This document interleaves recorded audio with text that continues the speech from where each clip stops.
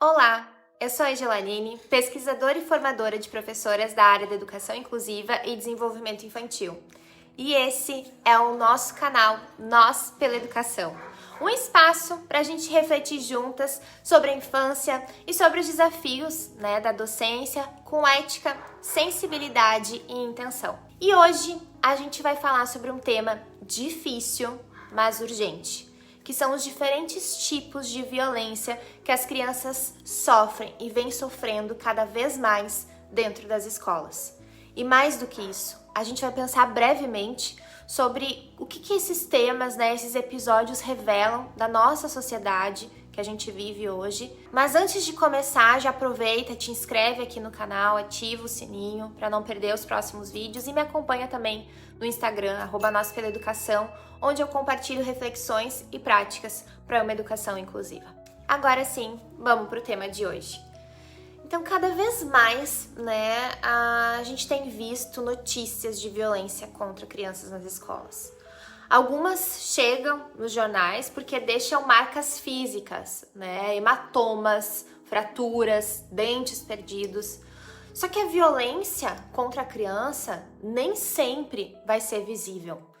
Ela pode estar escondida em palavras, em práticas que acabam sendo naturalizadas numa instituição, em exclusões cotidianas que não deixam marcas no corpo, mas marcam a vida inteira.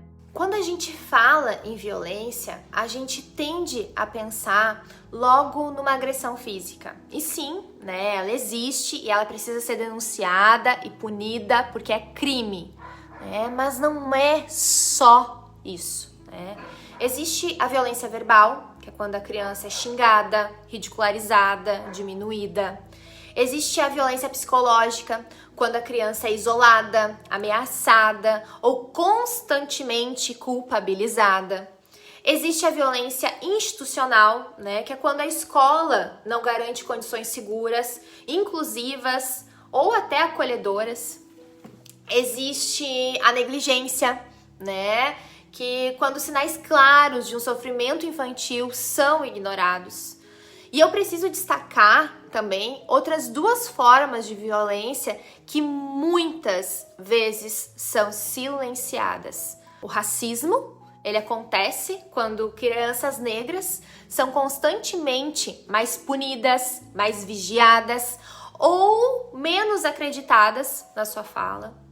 É o cabelo que é ridicularizado, é o apelido engraçadinho que dói, é o silêncio diante de um comentário preconceituoso. Isso não é detalhe, isso é violência.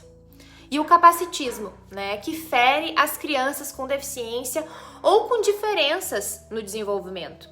Quando a gente nega o direito à participação, dessa criança estar junto com os outros no mesmo espaço, ou quando se subestima a capacidade, ou quando se isola ao invés de incluir, a mensagem é clara que se passa para essa criança.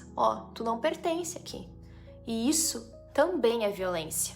Toda vez que uma criança sofre, isso na escola, isso denuncia algo muito maior. Denuncia o racismo estrutural, que ainda atravessa a infância e toda a nossa sociedade. Denuncia o capacitismo, que insiste em enxergar a deficiência como incapacidade. Denuncia a falta de políticas públicas para a primeira infância. Denuncia a desvalorização e o despreparo de muitos profissionais da educação. E denuncia também a pressa dos adultos em exigir um autocontrole e uma maturidade que a criança ainda não tem condições de oferecer. E aqui não dá para relativizar. Nada disso é aceitável. Mas a professora deve estar cansada. Mas o professor isso, aquilo. Nada disso é aceitável. A infância não pode ser o lugar onde a violência é normalizada. A escola não pode ser o espaço onde humilhação, preconceito ou abandono se disfarçam de prática educativa. Quando um adulto levanta a mão, levanta a voz, se cala diante do racismo ou vira as costas para a inclusão, ele fere não apenas a criança, mas ele fere o próprio sentido da educação. E isso é inaceitável. Só que não basta só a gente denunciar. Obviamente a gente tem que denunciar casos assim. Mas é preciso também transformar. E como que a gente transforma isso? A gente pode transformar através de uma formação contínua e qualificada para professoras, professores, demais profissionais da escola. A gente pode transformar isso com uma abertura de espaço de escuta, onde as crianças possam falar e ser levadas a sério, com rede de apoio entre escola, família, comunidade, com compromisso coletivo contra o racismo, contra o capacitismo e contra toda forma de exclusão.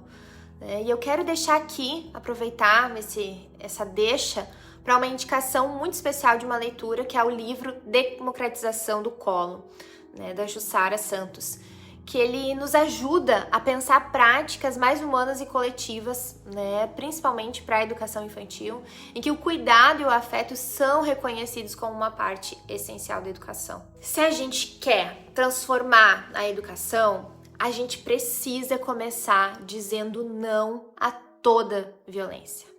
Não à violência física, não à violência verbal, não ao racismo, não ao capacitismo e não à negligência. Educar é proteger, é orientar, é incluir. E qualquer prática que negue isso não pode ser chamada de educação. E eu te pergunto, depois de tudo isso, tu ainda acha que algum tipo de violência pode ser justificado? Ou tu conhece alguém que acha que a gente está exagerando quando a gente denuncia casos como esses? Então compartilha esse vídeo com essa pessoa. Porque a infância precisa de vozes que não se calem diante da violência. Enquanto isso, a gente segue juntas. A gente segue nós pela educação.